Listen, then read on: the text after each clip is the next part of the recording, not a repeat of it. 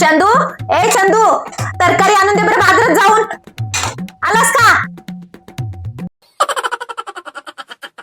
जाऊन बाजारामध्ये तरकारी आणून दे की. किती वेळ झाला हक्का मारायलो. मी जाईना, मला उगा काम सांगत जाई नको, अभ्यास आहे मला. तेरा तो गेम बजाना पडेगा. कशाला ऐकतोस? ऐकू नको. काम कोण कर म्हणाले तुला? मायला अडावून ठेवली ना, तेवढंच आहे.